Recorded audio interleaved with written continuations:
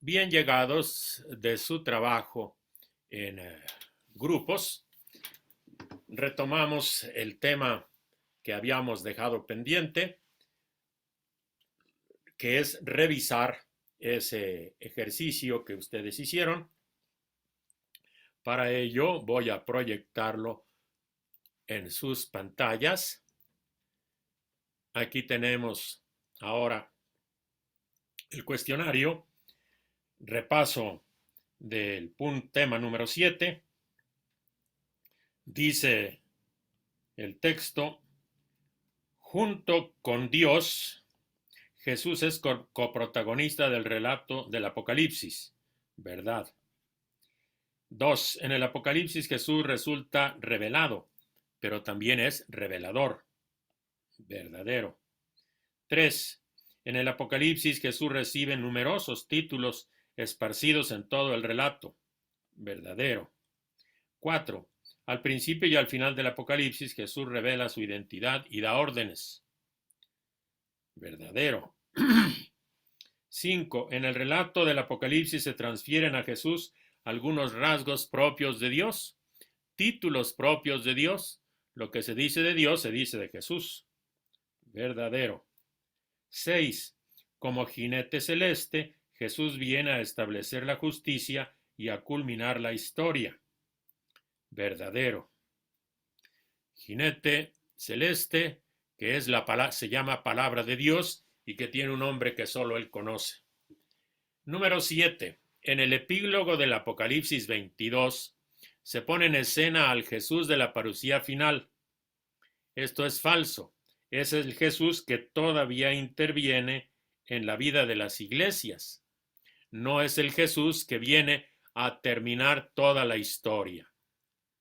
El Jesús que celebra las bodas con la Jerusalén celeste, es el final de la historia.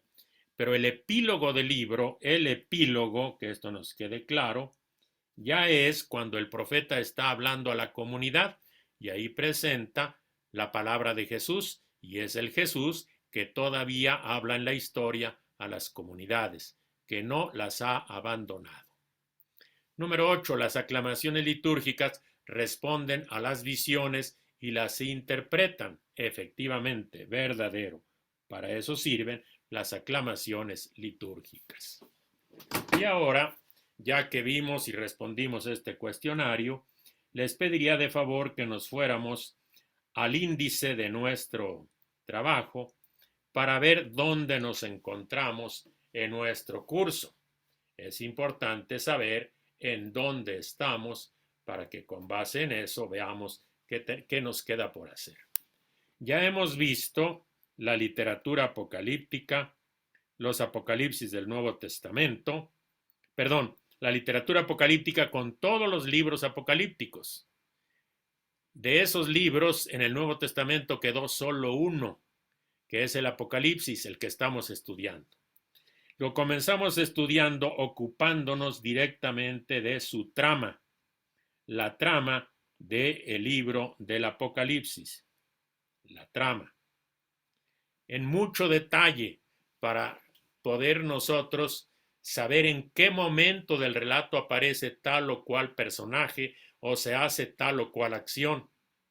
Quiero ilustrar esto con un sencillo ejemplo. Si yo les dijera, fulanito de tal le dio un golpe en la mejilla a otro fulanito de tal, uno diría, bueno, cualquier cosa puede suceder. Pero si digo, un actor de películas le dio una cachetada a un cómico, pues ya se precisa un poco más y trato de entender algo. Y comienzo a preguntar, ¿dónde fue, cómo fue, por qué fue? Si yo digo, fue a la salida de un supermercado, uno dice, uy, qué barbaridad, ahí puede intervenir la policía o no sé qué consecuencias haya. Pero si me dicen, fue en una transmisión controlada cada segundo y de Hollywood, bueno, yo puedo pensar que simplemente esa cachetada tiene otro significado y que puede ser una simple actuación. Así también en el Apocalipsis y de cualquier libro, si yo leo una acción, tengo que ubicar esa acción en el momento de la trama para así entender su significado. Lamentablemente, quienes agarran un párrafo o una frase del Apocalipsis y la meten en cualquier cosa, pues lo normal es que la distorsionan. Hay que ver qué sucede en cada momento, quién lo hace, cómo lo hace, por qué lo hace. La trama del Apocalipsis es importante, la trama. Bueno, después vimos a los protagonistas de ese relato, que son Dios y Jesús, detalladamente. Dios el protagonista, Jesús coprotagonista, eso es lo más importante. A nosotros no nos interesa en primer lugar la Babilonia la Grande, ni los jinetes. Nos interesa conocer a nuestro Dios, conocer a Jesús, la revelación de Jesús. Eso es lo que nos interesa, es lo primero. Bueno, pero también en la historia humana intervienen el dragón y como enemigo de Dios y sus bestias, e intervienen los servidores de Dios como aliados de Dios. Hemos visto los primeros 8 temas, nos faltan el tema número 9 y el tema número 10.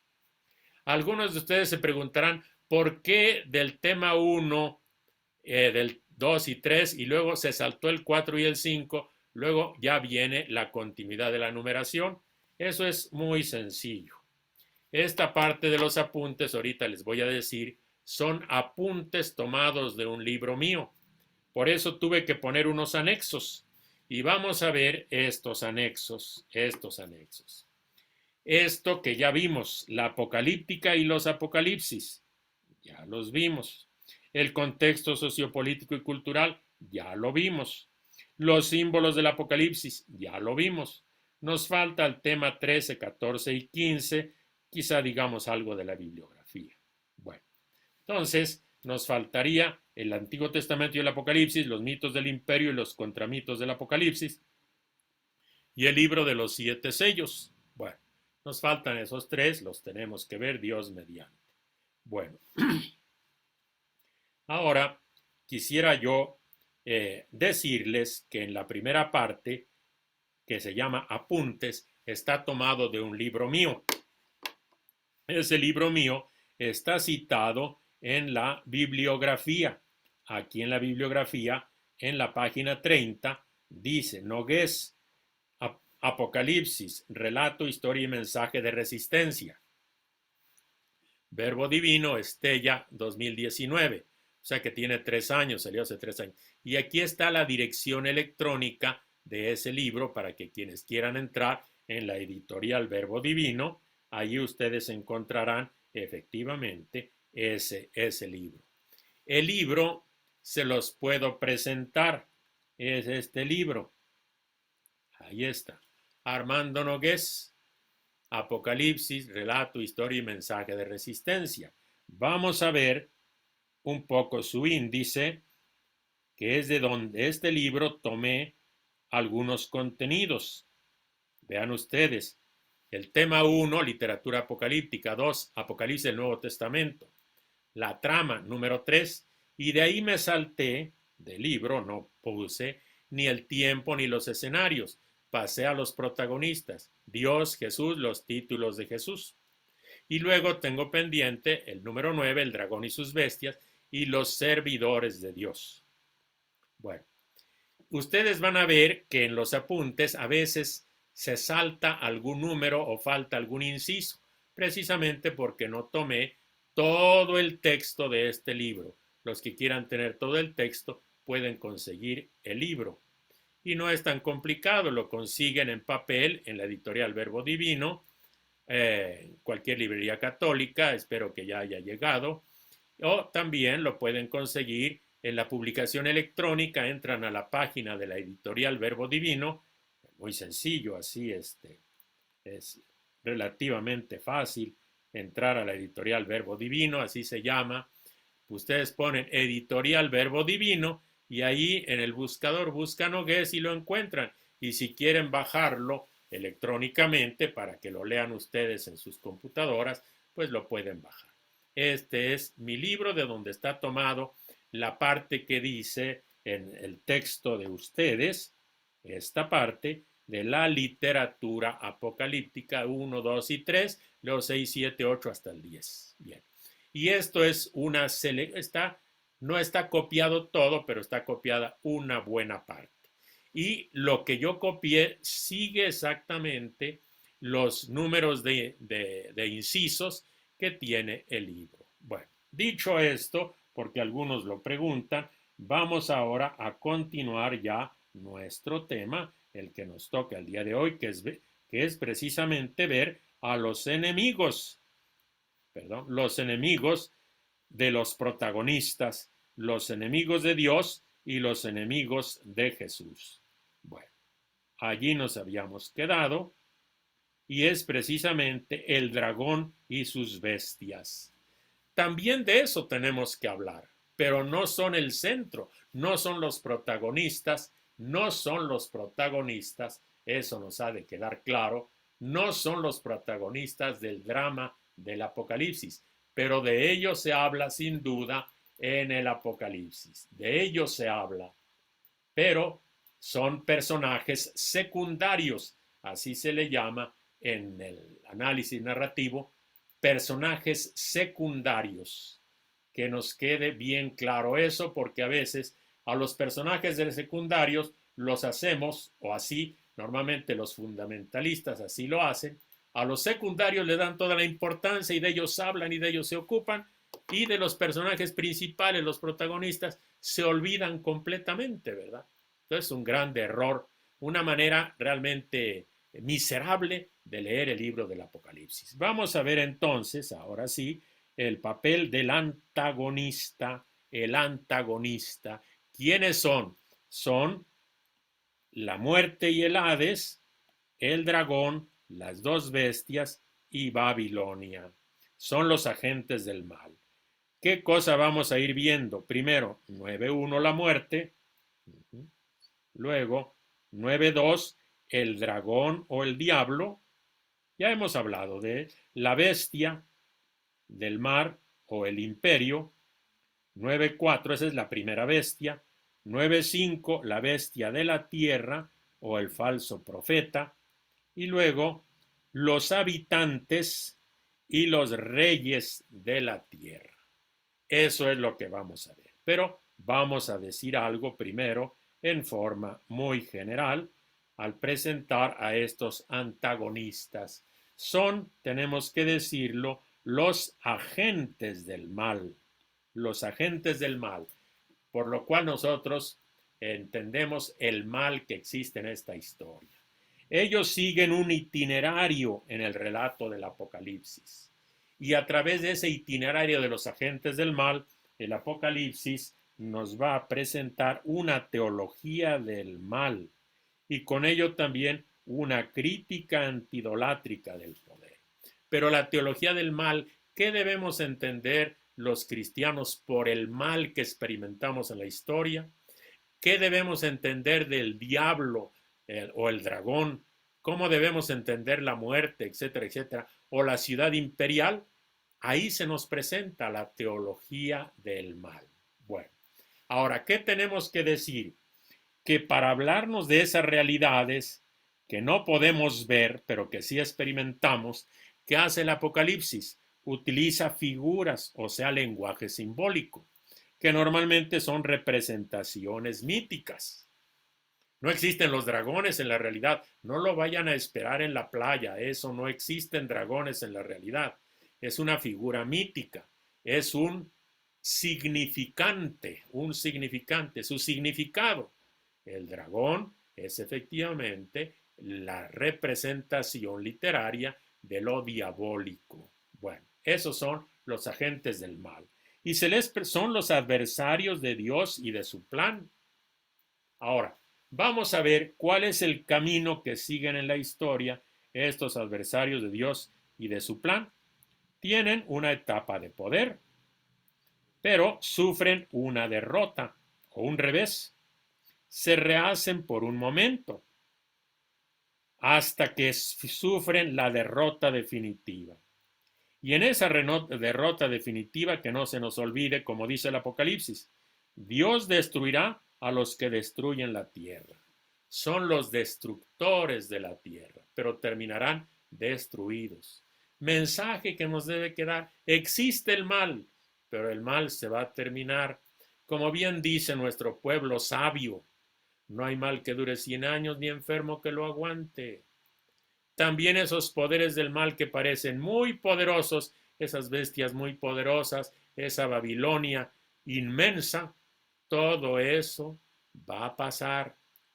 Era y ya no es. Se nos dice, Dios es, el que era y el que ha de venir. De la bestia se dice, era y ya no es. ¿Y cuántas bestias imperiales ha habido en la historia que eran y ya no son? Lo puede decir el autor del Apocalipsis, porque en la historia del pueblo de Dios, los faraones eran y ya no son. El imperio asirio era y ya no es. El imperio babilónico era y ya no es. El imperio persa era y ya no es. El imperio griego helenístico era y ya no es. Y lo mismo podían decir ellos tranquilamente de la bestia y del imperio que vivían, era y ya no es. Es la teología del mal. Ahora, ¿qué más podemos decir del itinerario de estos que destruyen la tierra? Que van a desaparecer uno tras otro, pero en orden inverso al de su aparición. Primero se anuncia que aparecen y después su destrucción va a ser por el último que aparece hasta el primero que aparece. ¿Cuáles son esos agentes del mal? Ya lo dijimos: la muerte y el Hades, las dos bestias, el dragón y Babilonia. El primero que aparece es la muerte. Uno dice, pero ¿dónde? ¿Dónde aparece la muerte? Vamos a ver. Entonces, vamos a ver. Es el primero de los agentes del mal. El primero. Vamos a ponerlo aquí. El primero de los agentes del mal, que aparece en el relato, ¿verdad? Aunque aparece ya vencido, qué interesante, porque Jesús dice, estuve muerto y ahora estoy vivo. Ya la muerte ya está vencida, que no se nos olvide, eso creemos los cristianos. La muerte ya está vencida por la resurrección de Jesús. En el capítulo 1 se anuncia, y luego el último en ser destruido, claramente, hasta el final, el último en ser destruido en 20:14, la muerte es destruida. Pero la muerte es un personaje que aparece en el relato del Apocalipsis, o sea, se ha personificado. Para hablar de la muerte se tiene que personificar. A ver, vamos a ver un poquitito, porque ahorita tenemos en algunos ambientes de nuestros pueblos, que desgraciadamente de muchísima ignorancia y de mala intención de algunos que hacen negocio, hablan de la Santa Muerte. Entonces te la representan como una calavera. Yo les digo, ¿saben qué, hermanos? La muerte no existe. Uy, todos se quedan. ¿Cómo que no existe? Si es lo más cierto que hay, de que todos nos vamos a morir. Ah, muy bien. Existe un ser vivo que se muere, pero no existe la señora muerte. Pero la tienen representada en su calaverita, la Santa Muerte, la niña blanca. Pues sí, pero eso es una representación de que los seres humanos somos mortales. Es un símbolo. Pero la muerte como tal no existe. Y los hago pensar. A ver, piensen. Tú naces, ¿verdad? Y dicen, sí, claro. Una pregunta, ¿existe el Señor nacimiento? No. Si existe, preséntamelo. No. Bueno, pues así tampoco. Así pasa lo mismo.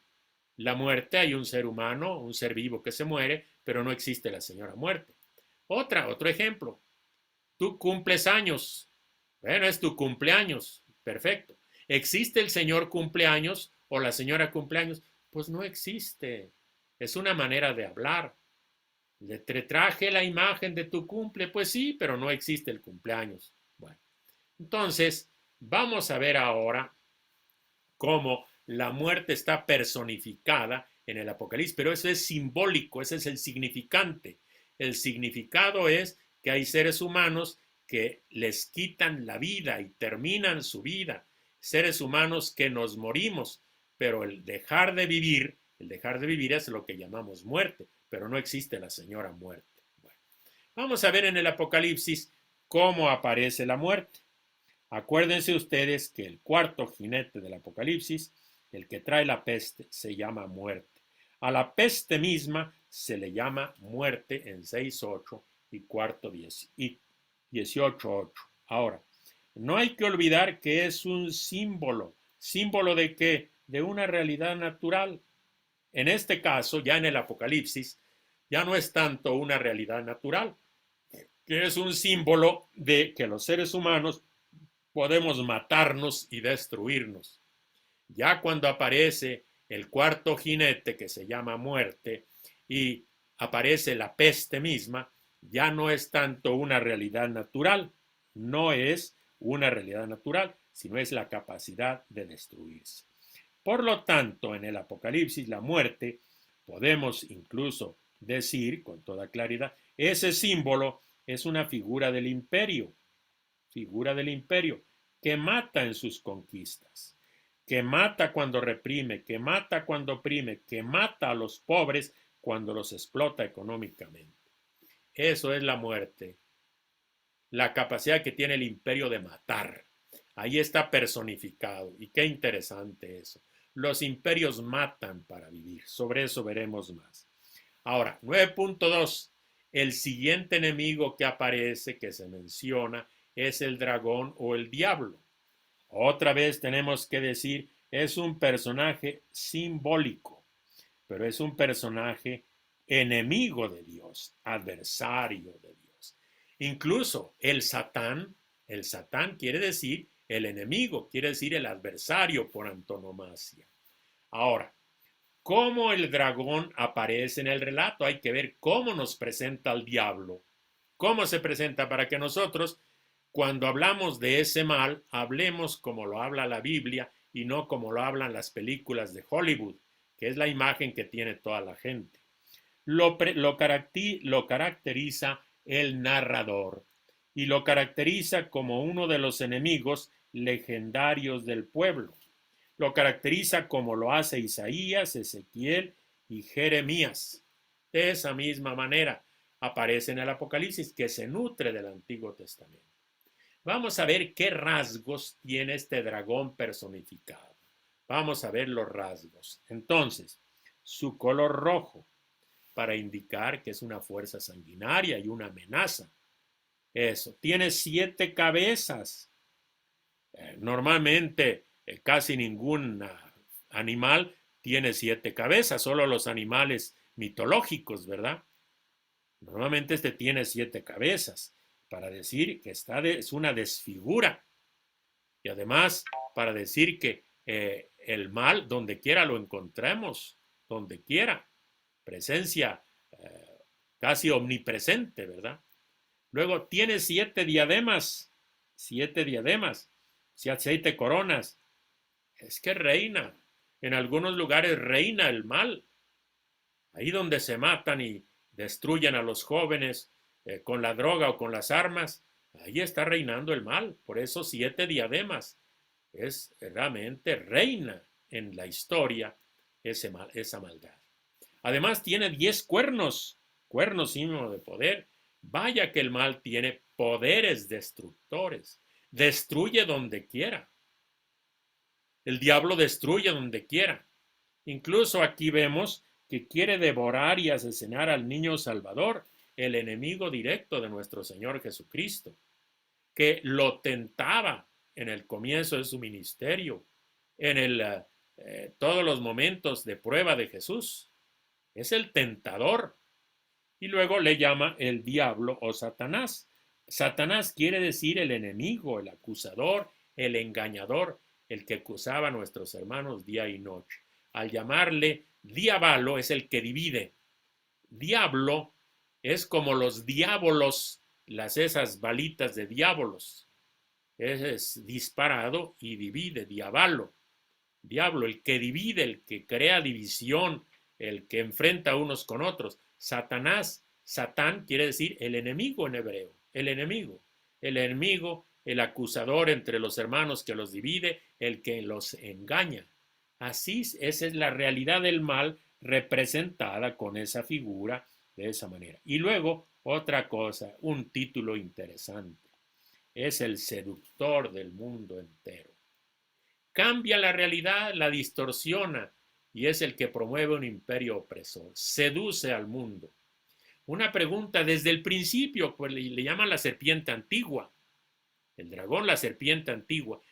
¿Cuál fue lo que hizo al principio la serpiente antigua? Sedujo a la mujer y luego con su discurso sedujo también al hombre. Presenta unas cosas, pero distorsionando la realidad. El seductor distorsiona la realidad, ¿sí?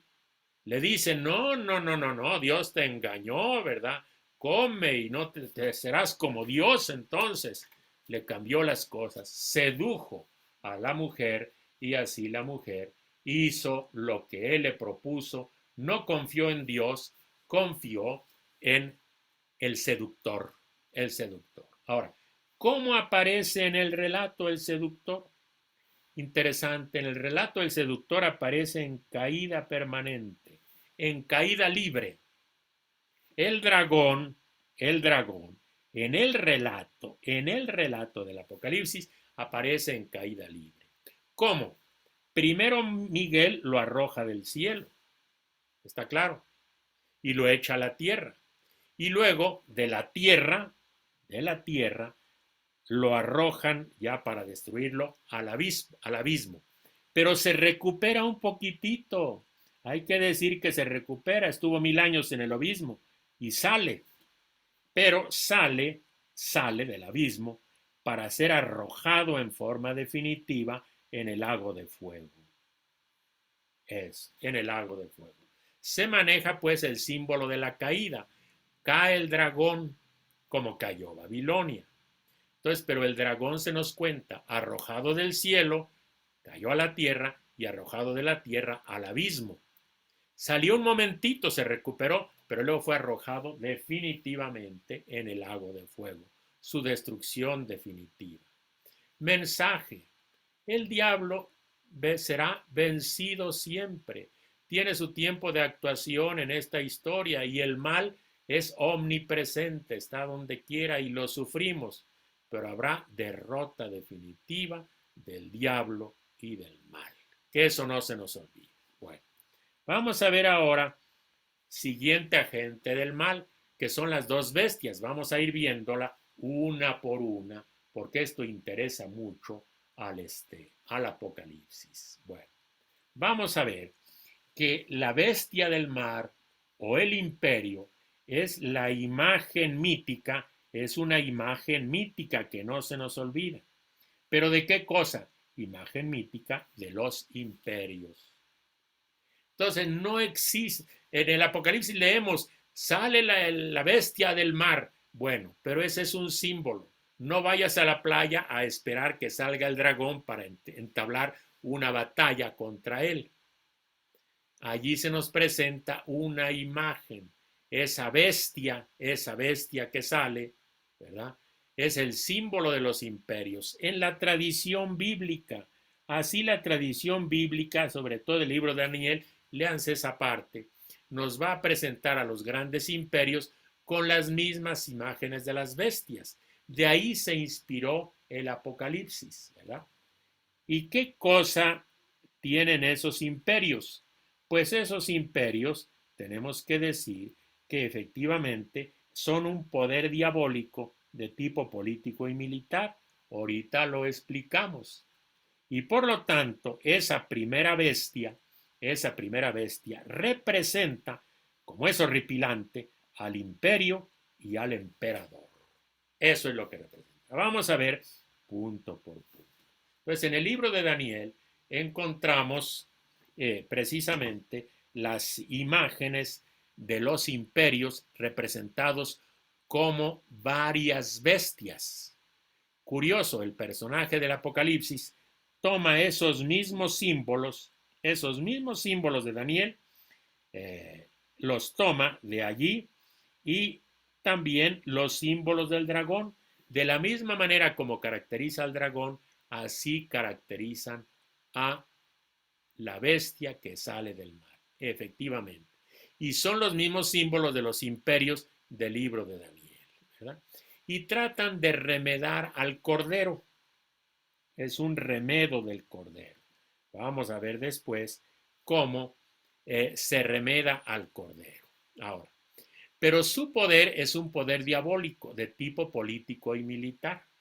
¿Cómo podemos nosotros decir eso? Que el poder de la bestia es diabólico. Pues bien, lo dice el mismo Apocalipsis, bien sencillo.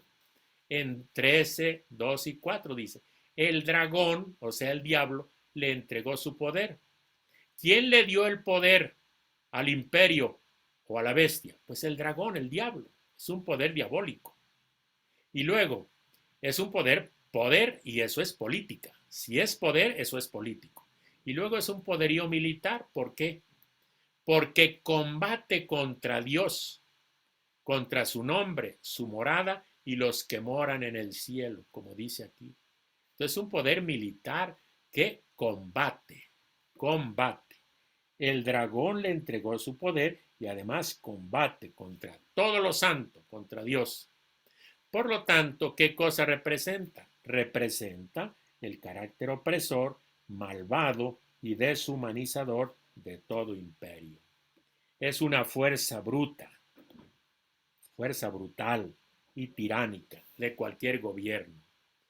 Todo gobierno, todo poder, todo aquel que dirige y dirige en una manera malvada, brutal y tiránica, no es otra cosa que ejercicio de un poder diabólico, ¿verdad?, que tienen las bestias en este mundo. Que puede ser el imperio, puede ser el director de una escuela, puede ser el director de una empresa, el gerente de una fábrica, un jefe o jefa de familia. Si es tiránico, está más o menos continuando este poder malvado. Pero en el Apocalipsis no andan con cuestiones familiares ni vecinales. El Apocalipsis es todo el imperio. Todo el imperio es un poder diabólico, político y militar. ¿Cómo lo caracteriza? Rasgos de su identidad. El ángel intérprete nos va a presentar la identidad. La interpreta.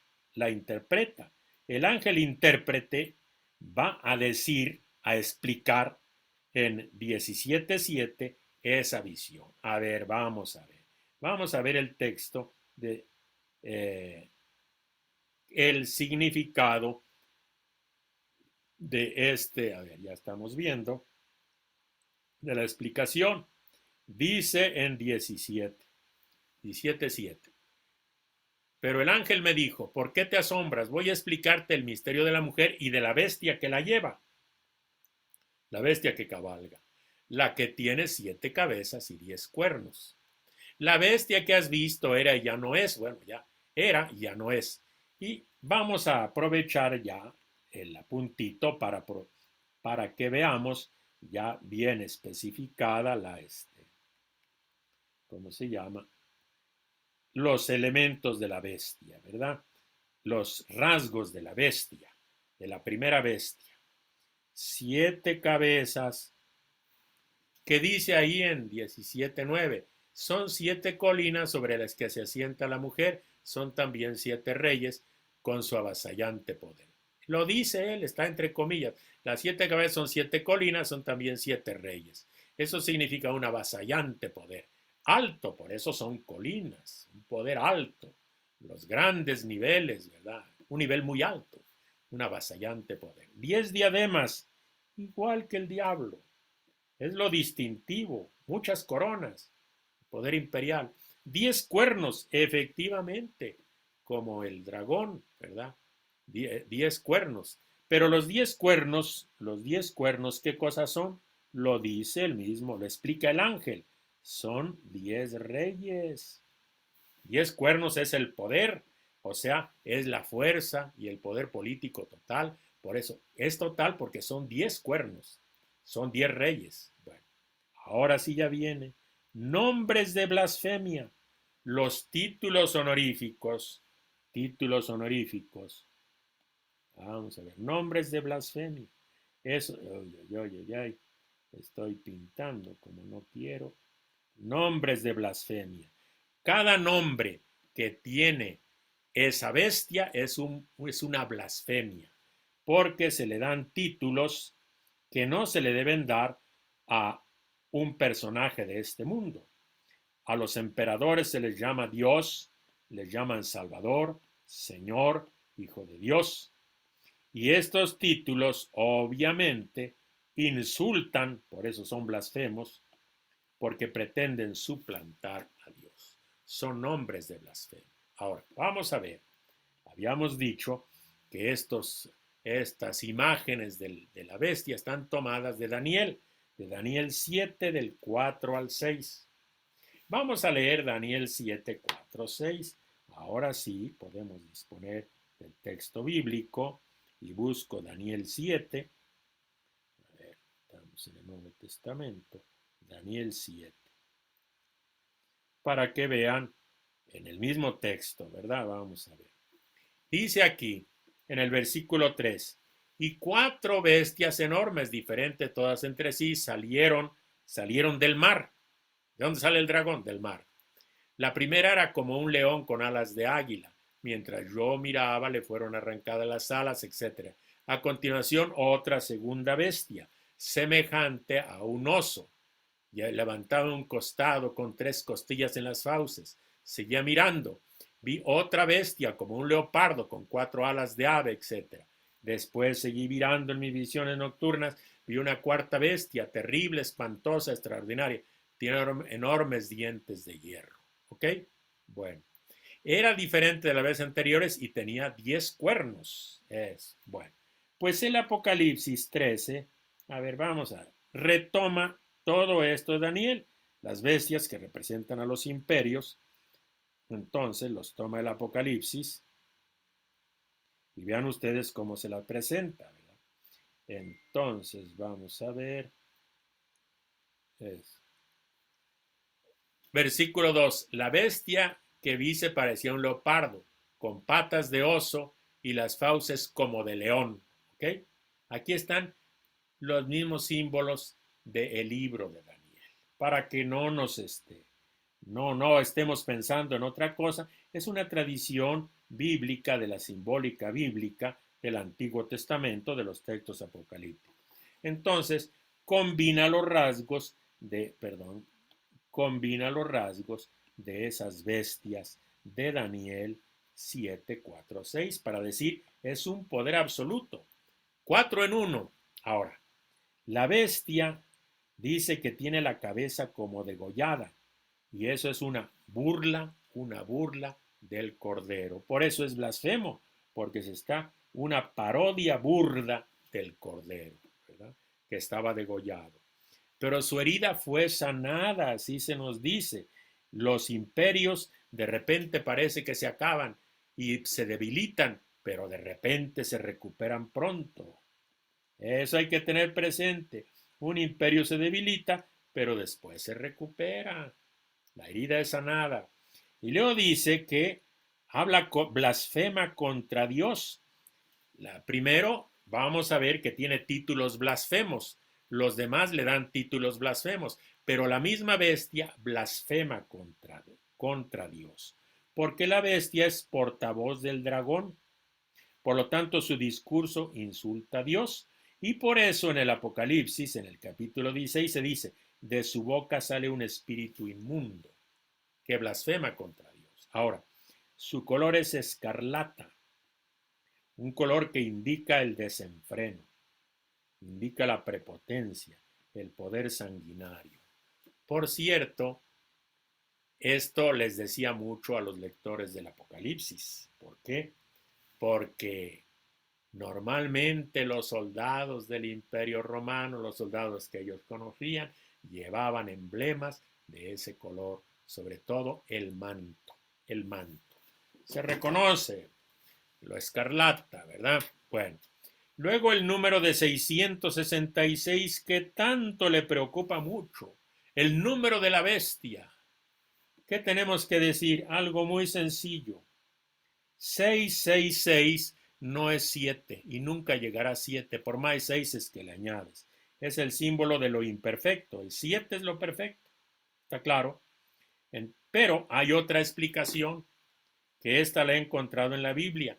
En la Biblia aparece el número 666, que son 666 talentos de oro, que era efectivamente el tributo que se le daba a Salomón según el libro de los Reyes, el tributo para Salomón. ¿Quieren leer ustedes el texto para que no se les no piensen que se está inventando el número 666? Entonces vamos al primer libro de los Reyes. A ver, primer libro de los Reyes.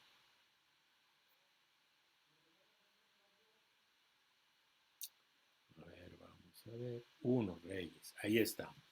Capítulo 10. 1 Reyes 10, los versículos 14 y 15. Ya está. ¿Y qué dice? El peso del oro que llegaba a Salomón cada año era de 666 talentos de oro, sin contar las contribuciones de los mercaderes, las ganancias de los comerciantes y de todos los reyes árabes y de todos los inspectores del país. ¿Por qué en el Apocalipsis se dice que el número de la bestia es 666? Yo respondo con algunos poquísimos autores, ¿verdad? Fijándonos en esto. ¿Qué cosa los lectores del Apocalipsis, qué cosa les recuerda de la Biblia los 666? Pues les recuerda el tributo que se pagaba a Salomón. Y ahora, ¿a quién le pagan tributo? Pues le pagan tributo al imperio, el tributo al César. Acuérdense que en el Evangelio se habla del tributo al César. Entonces, el número 666 es el número de la explotación. Los imperios explotan. Salomón explotaba 666 talentos. El imperio de turno que viven los lectores del Apocalipsis sigue explotando. 666 es su número. Es una buena explicación, me gustó mucho cuando la encontré. Dejamos esa bestia y vamos ahora a la otra bestia, la bestia de la tierra o falso profeta. Esto también juega un papel muy importante, pero muy importante en el Apocalipsis. Entonces, es otra bestia, por lo tanto no es algo diferente, es lo mismo. Esta bestia se revela como el falso profeta, así se le llama. El relato es el falso profeta. Está subordinada a la primera bestia. Todo lo hace en función de la primera bestia. ¿Y qué cosa es? Diríamos que es la personificación o transfiguración cultural del poder político de la primera bestia. Pero es igualmente diabólica, ¿verdad? Y eso sí, su poder principal es el poder de seducción y la astucia para engañar. Seduce a los habitantes de la tierra. Es diabólica como la primera, seductora. Bueno, vamos a ver ahora los rasgos y a explicar los rasgos de este falso profeta. Es otra bestia. Es algo repetido, pero derivado. Bueno, surge de la tierra. No viene del cielo, en oposición al cielo. Acuérdense que en el esquema mítico del Apocalipsis está lo alto, lo bajo, el cielo, la tierra, en oposición. Entonces esta bestia no viene del cielo, está en la tierra, surge de la tierra, en oposición al cielo. Pero ahora viene como parodia, tiene cuernos como de cordero, se presenta muy mansa, es una grosera imitación, todo parece siempre muy bueno, parece que dice la verdad, pero es una contraimagen del Cordero. ¿Y por qué? ¿Por qué es una contraimagen del Cordero? Bueno, porque su identidad es que habla como el dragón, no habla como Jesús, habla como el dragón, o sea, habla como el diablo, es portavoz del diablo. ¿Sí? A ver, ¿por qué es portavoz del diablo, verdad? Y del falso profeta. Vamos a ver una de las imágenes del diablo. El Evangelio de San Juan, en el capítulo 8, nos dice que su padre es el diablo, que es el asesino desde el principio y el padre de la mentira. A ver, vamos a ver. Juan 8:44, porque si no lo leemos, a veces no creemos esto, ¿verdad? En el Evangelio de San Juan no encontramos ninguna imagen diabólica de algo que eche espumarajos o que se sacuda como las películas del exorcista y todas esas tonterías, no. Aquí se presentan cosas más serias de lo diabólico. Eso, 8:44. Vosotros sois de vuestro padre el diablo y queréis cumplir los deseos de vuestro padre. Este era homicida, o sea, asesino desde el principio, y no se mantuvo en la verdad. Está en la mentira, porque no hay verdad en él. Cuando dice la mentira, dice lo que le sale de dentro, porque es mentiroso y padre de la mentira. ¿Qué cosa es el diablo según el Evangelio de San Juan? El asesino y el mentiroso. Que no se nos olvide, el asesino y el mentiroso, eso es el diablo según San Juan. Bueno, voy a pasar ahora a el Apocalipsis, ya después buscamos lo que interesa y regresamos a nuestra explicación. Entonces, el dragón habla como el dragón, habla como el diablo. El diablo, ¿qué cosa dice? Lo que le sale de dentro, la mentira. Si el portavoz del diablo, ¿qué cosa es? Un falso profeta. Y de hecho así se le llama el falso profeta. Cualquier sistema de mentira es diabólico, es malvado. Cualquier sistema que asesina es diabólico, diría San Juan. Nosotros diríamos, cualquier sistema de mentira habla como el dragón. Es portavoz del diablo, es falso profeta. Pero, cuidado, realiza grandes señales. O sea, que maneja el exhibicionismo, todas las apariencias, incluso de religiosidad, para distraer y engañar. Acuérdense que la mentira no sería mentira si no se pareciera a la verdad. Ese es un dicho popular. El pueblo sabio dice, la mentira no sería mentira si no se pareciera a la verdad. Eso. El mentiroso presenta medias verdades, cosas que parecen la verdad, pero miente. Son grandes señales. Y miente seduciendo. Seduce como el diablo, que al diablo se le llama el seductor del mundo entero. El seductor. Ahora, pero es falso profeta. Es falso. Todas las fake news son diabólicas. El falso profeta es un agente espiritual porque es profeta, pero es un agente espiritual pervertido porque está al servicio de la mentira. Que eso no se nos olvide. Ese es el falso profeta. Y acuérdense, todos los imperios crean su sistema de propaganda, que dicen todo lo bonito del imperio, todo lo bonito del régimen, pero engañan, seducen, y algunas personas se dejan seducir en su ingenuidad. Cuidado cuando nos dicen que no sé qué, que fulanito de tal le dio una cachetada a fulanito de tal, y ahí nos tienen discutiendo, ¿verdad? Eso nos distrae, así nos distrae. Bueno, 9.5, otro enemigo, los habitantes y los reyes de la tierra. Uno dice, ay, qué caray, ¿cómo está eso? Bueno, pues vamos a ver uno por uno. Primero vamos a ver los habitantes de la tierra y luego después vamos a ver los reyes de la tierra, los reyes. Pero vamos a presentarlos, ¿verdad?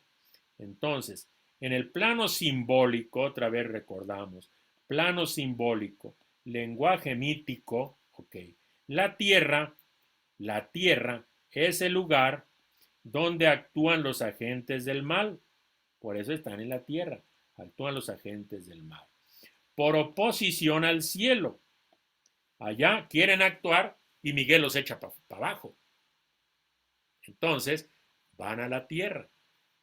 Eso, en oposición al cielo. Entonces, los agentes, los habitantes de la tierra y los reyes de la tierra son agentes del mal que actúan en la tierra y que no hacen la voluntad del Dios del cielo. Entonces, ahora, son personajes subordinados, tanto los reyes como los habitantes de la tierra están subordinados al orden religioso y político del imperio, subordinados a las bestias. Las bestias, los imperios, siempre construyen sus religiones. Y vaya ahorita que sabemos cómo los imperios inventan cada día una religión diferente, muchísimas religiones, claro, todas al servicio del imperio. Y dicen lo que le interesa al imperio. Y al ser subordinados también a los poderes políticos del imperio. Eso. Pertenecen a la tierra, a lo que no es del cielo, pertenecen a la tierra y son, que no se nos olvide, símbolos teológicos, los habitantes y reyes de la tierra. Vamos a comenzar viendo los habitantes de la tierra. Estos están ligados al dragón, al diablo. Son los que hacen la voluntad del diablo, o sea, los que asesinan y los que mienten. Eso, y a la bestia imperial, al imperio. Vamos a ver qué dicen y qué hacen. Es bien sencillo. El Apocalipsis describe a estos habitantes de la tierra, la gente de este mundo que efectivamente se comporta diabólicamente. Adoran al dragón y a la bestia imperial. Les interesa más el imperio, los poderes, hacerle caso a los políticos y así hacerle caso a los que asesinan y a los que mienten, que es el dragón. Se maravillan ante la bestia, son admiradores del imperio. Aclaman la grandeza de la bestia, dicen, ¿quién como la bestia? ¿Quién como la gran capital de estos países? Y no sabemos muy bien las capitales de los países colonialistas. Yo quisiera ir a París, quisiera ir a Nueva York, quisiera ir a Berlín, quisiera ir a esas grandes ciudades. Aclaman la grandeza de la bestia. Siguen a la bestia. Los habitantes de la tierra siguen a la bestia. Se dejan engañar por la otra bestia, por su propaganda, por su falso profeta.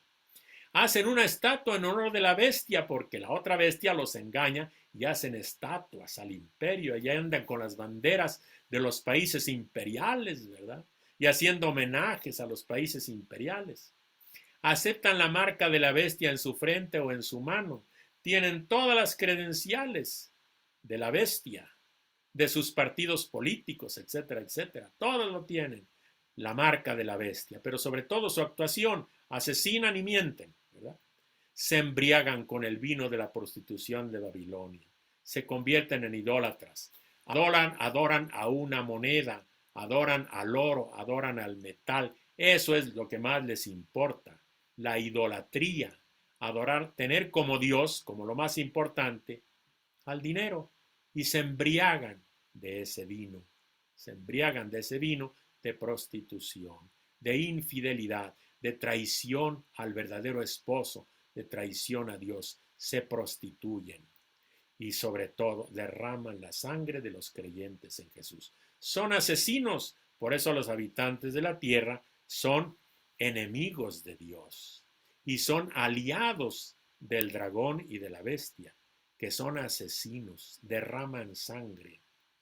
¿Cuántos soldados? Bueno, algunos los mandan, ni modo, ¿qué tenemos que decir, verdad? Pero ¿cuánta gente es asesina y ordena los asesinatos? Los que ordenan guerras, los que ordenan el crimen organizado, ordenan las matanzas, derraman sangre, son habitantes de la tierra. No del cielo, no hacen la voluntad del cielo, derraman sangre, asesinos y por eso diabólicos y por eso bestiales. Hasta nuestro pueblo dicen, fue un asesinato bestial. Bueno, y luego otra cosa tremenda, se alegran y celebran la muerte de los dos testigos profetas. Cuando matan a algún profeta, cuando matan a Monseñor Romero, por ejemplo, ellos hacen fiestas, se alegran de la muerte de los testigos, de la muerte de los profetas. Esos son los habitantes de la tierra. Vamos a ver ahora los reyes de la tierra.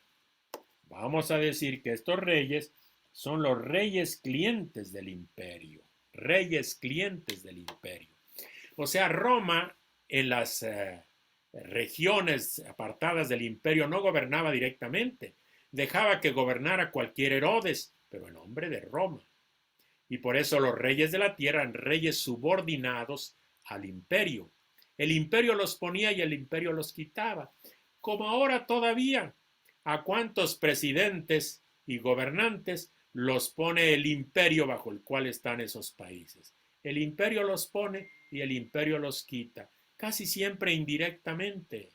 Les provocan golpes de Estado, crean una oposición a la que le dan mucho dinero, se hace fuerte la oposición y derriban quien sea. Y así el imperio pone siempre a los gobernantes que le interesa. Son los reyes de la tierra. Bueno, ¿cómo los presenta el Apocalipsis? Pues fornican con la grande prostituta. O sea, fornican con la capital del imperio. Quiere decir que dan culto idolátrico al oro, sobre todo al dinero, a la riqueza. Esos reyes subordinados, ¿qué les interesa? Poder y dinero, y para eso traicionan a sus pueblos, fornican con la grande prostituta, se venden a ella, practican la idolatría del dinero, están vendidos a la capital imperial. Si los pone, hacen lo que les obedecen a la capital imperial. Si los quita, se van a la vida privada. Eso, fornican con la grande prostituta. Lo hacen por dinero. Idolatría del dinero. No adoran a Dios, sino al dinero. ¿Han vivido con lujo? Pues sí, así viven. Cambian esa vida de lujo por toda su dignidad y por el respeto a los pueblos que sirven. Están bajo la soberanía de la gran ciudad, la ciudad imperial. Dependen de ella. Ella les manda. Son subordinados. Ah, pero cuando aparece la cólera del Cordero, se esconden en las cuevas para escapar de la ira del Cordero. Cuando aparece algo que efectivamente quiere hacer la justicia y la verdad, esos se esconden, tienen miedo, han sido asesinos, han sido ladrones y por eso se esconden. Ahora, ellos son convocados por espíritus inmundos para combatir al Cordero. Esto es muy interesante. Convocados por espíritus inmundos para combatir al Cordero, combatir al que viene a hacer la justicia, espíritus inmundos, espíritus de maldad, espíritus del malo, espíritus diabólicos. Van a combatir al Cordero, quieren, los reyes de la tierra, quieren que el Cordero, el Jesús que viene a hacer justicia, a imponer la verdad y a defender la vida, no les conviene y entonces lo quieren combatir. Ahora, y acuden a entablar combate, no se quedan parados, acuden a entablar combate en Armagedón. Pero allí vemos que Jesús tiene soberanía sobre ellos. Jesús tiene soberanía sobre ellos y los vence, y los vence. El Rey de Reyes y Señor de Señores los vence. Y hasta aquí hemos explicado ya el dragón y sus bestias. Vamos a ver ahora otro tema. Pasamos a otro tema que es precisamente algo que también nos interesa y es el tema ya directamente de la bestia, que es los mitos del imperio y los contramitos que nos presenta el Apocalipsis. Página 23. Página 23. Uy, uy, ay, santo Dios. Que suba tantito. Ahí está. Los mitos del imperio y los contramitos del Apocalipsis. Página 23. Entonces, vamos a dar una introducción, los mitos del imperio. Recordamos qué cosa es un mito. En primer lugar, recordamos qué es un mito. Que un mito, tenemos que decir, es que es un relato. Un relato que no reproduce la realidad, sino que interpreta la realidad. La interpreta. Por lo tanto, cuando veamos un mito, tenemos que decir, es un relato simbólico, no reproduce. Y ya les diría yo, no busquen a la orilla de la playa si aparece la bestia, no va a aparecer. Eso está en el relato, pero es un relato simbólico. Pero eso sí interpreta la realidad. Un mito interpreta la realidad. Y organiza la realidad. La organiza. Ese relato organiza la realidad. Y con eso intervienen las conciencias. Es un lavado de cerebro. Y lo hace para deslegitimar y destruir la ideología de los enemigos. El mito del imperio y el dragón, que es un mito del imperio, sirve para lavar el cerebro a la gente y deslegitimar y destruir las ideas de aquellos que dicen el imperio es malo y este imperio no nos conviene. Vamos a ver cómo en la época del Apocalipsis el imperio romano se legitimaba y había construido mitos para legitimarse. Y se lo presentaba normalmente el imperio como una edad de oro. Eso decían, era el imperio sobre todo el mundo, que finalmente había paz, que había victoria de todo lo bueno, que había fe y que había eternidad. Era para siempre eso.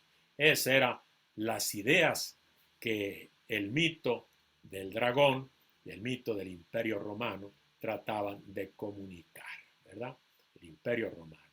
Entonces, estos mitos interpretan la realidad que viven, perdón, mitos que interpretan y son mitos politizados. Eso lo tenemos que decir. ¿Cuáles eran esos mitos? Eran, sobre todo, podemos hacer una lista de 5 mitos. El imperio, la paz, la victoria, la fe y la eternidad, que nos dicen que el imperio es una edad de oro.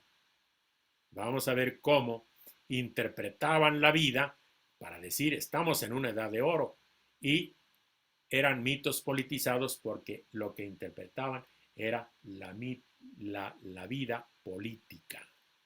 Entonces, los mitos tienen un carácter ideológico y quieren carcomer ideológicamente, ¿verdad?, a los dominados, para que los dominados piensen que así es, que están viviendo una edad de oro, que lo que dice el Imperio Romano es cierto, están en una edad de oro. Y de esta manera los mitos sirven para negar la posibilidad de alternativas. No hay de otra. La vida es así, gobierna fulanito de tal, eso no va a cambiar. No luches, no pienses en forma diferente. Si no puedes contra ellos, únete a ellos tranquilamente, ¿verdad? Únete a ellos. Cínicamente hay que unirse a ellos. Porque esos mitos te los presentan como un imperio poderoso, que realmente vivimos en paz, que hay victoria de todas las cosas, victoria de la ciencia, que hay que ser fieles a este sistema y es un sistema que va a durar y no luches contra él. Bueno, vamos a ver. Los mitos del imperio serían 5. El imperio, bueno, hay más, pero presentamos 5. La Pax Romana, la victoria, la fe y la eternidad. Y los vamos ahora a subrayar para que no se nos olviden los mitos del imperio. El imperio, la Pax Romana, la victoria, luego la fe y la eternidad. Ahí está, ya lo señalamos. Bueno, vamos ahora a ir viendo punto por punto. El imperium, ¿verdad? En latín es imperium, en griego basileia, basileus, reino, ¿verdad? Entonces, este imperium es la comprensión romana de su papel en el mundo. Comprensión romana de su papel en el mundo. Dicen que Dios les ha dado el destino de gobernar el mundo.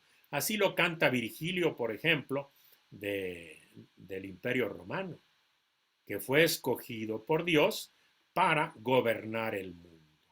Y de hecho, Augusto, el emperador Augusto, que vino después de César, sometió toda la tierra conocida al imperium del pueblo romano.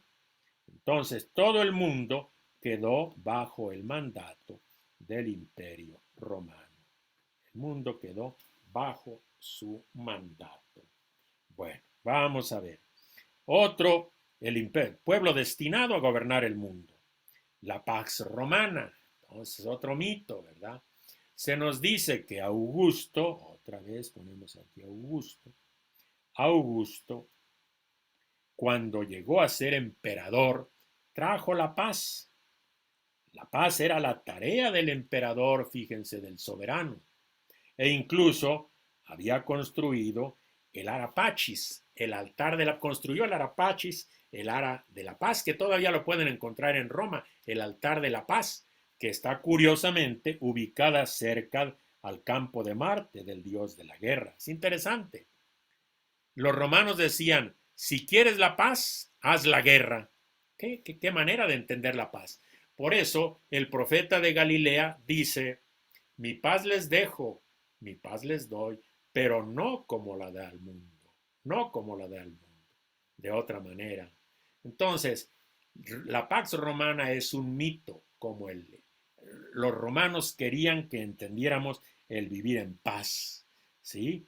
Que el emperador era el proveedor benéfico y que había traído la paz, la seguridad, el orden, y entonces daba estabilidad. Mientras gobierna Roma, hay paz, seguridad, orden y estabilidad. La Pax Romana. Y por eso era su tarea. Esa es la benevolencia de los emperadores, ¿verdad? Y había un orden que era mantenido por las legiones. Por lo tanto, aquí ya competencia. ¿Por qué hay orden? Porque si levantas la cabeza, te la corta la legión romana, ¿verdad? Un profeta Galileo lo crucificaron. Entonces las legiones garantizaban esa paz, que no es paz, sino apaciguamiento. No es lo mismo la paz que el apaciguar. El apaciguamiento. Eso, no es paz, sino apaciguamiento. Otro mito es el mito de la victoria, ¿verdad? Los romanos decían que salían a conquistar, eran un imperio poderoso, a un pueblo pequeñito lo hacían papilla, entonces venían con el cuento de que la diosa Victoria los bendijo. Y así como la diosa Victoria los bendijo, obviamente, así la conquista fue legítima, legitimaban las conquistas militares, porque era voluntad de Dios.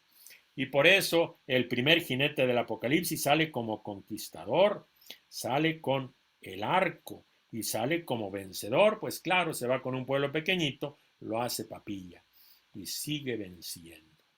Entonces, con esta victoria sometía a los enemigos que vivían en las fronteras del imperio. Así sometían a cualquiera. Dominaban a los pueblos bendecidos por la diosa Victoria. Una supuesta paz, que en realidad, como dije, es apaciguamiento por la fuerza, es la paz por las fuerzas y sobre todo derramando sangre. Esa es la paz imperial, la paz que traen los imperios, apaciguamientos, sometimientos, no dejan que la gente levante la cabeza porque se la corta. Le hay un mito de la fe. La fe uno dice, oh, ¿en qué sentido eso es un mito? Es la fidelidad o la lealtad. Fe, fidelidad o lealtad. La palabra fides en latín se traduce como la lealtad. La lealtad. La lealtad, obviamente, fides o lealtad a Roma. ¿En qué significa esto? Que cuando un rey o un país, ¿verdad? Era dominado por el César le pedía un juramento de lealtad, o sea, que fuera fiel a Roma, que creyera en Roma y que cumpliera las obligaciones para tener el bienestar en su pueblo. Si tú eres leal a Roma, vas a vivir bien. Si tú eres leal al César, si eres fiel al César, vas a vivir bien. Si le pierdes la fe al César, te va a ir muy mal. Si eres infiel al César, te va a ir muy mal. Entonces, la fides, la fidelidad o lealtad, es someterse al imperio del César. Y implicaba una exclusividad y no podía ser dividida. O se daba lealtad al César o no se daba. Y a los traidores el César los eliminaba. Por eso el mito de la fe. Si crees en el César, si eres fiel a él, si eres leal al imperio, te va a ir muy bien, muy bien. No se te ocurra levantarte que te va a ir muy mal. Ese mito se lo creían. Y finalmente, otro mito, el mito de la eternidad. Vamos a ver, mito de la eternidad. Bueno, con esto terminamos los mitos. Roma eterna. Entonces, la Pax eterna, la Roma eterna, la Urbs o ciudad eterna. Así se le llama a Roma. ¿Qué cosa significa esto? La durabilidad del imperio. Roma es para siempre. Júpiter le prometió a Venus, Júpiter, el dios Júpiter, que Roma no terminaría. Y eso lo creían los habitantes de la tierra, que Roma es para siempre. Por lo tanto, ni te molestes en vivir de otra manera. El imperio va a persistir. El imperio va a persistir. Su dominio está garantizado. ¿Quién lo va a tirar? Entonces, Roma, Babilonia, fíjense lo que dice. Tranquilamente presume y dice, estoy sentada como reina, o sea, está reinado, sentada, reinando. No soy viuda, no he de conocer el llanto. Va a estar para siempre. Por lo tanto, hay una cosa interesante, que a quien se le ocurra mencionar el fin del imperio, era un acto de traición. Si tú dices Roma se va a acabar, eso es traicionar. Si tú dices que este imperio va a pasar o que está pasando, que se está desmoronando, hay imperios actualmente que se están desmoronando desde dentro, sociedades que se están desmoronando desde dentro, entonces se considera una traición. Eres enemigo, enemigo de la patria, enemigo de este sistema, un acto de traición. Pero para cada uno de los mitos imperiales, el Apocalipsis nos va a presentar unos contramitos y los leemos rápidamente. Los contramitos.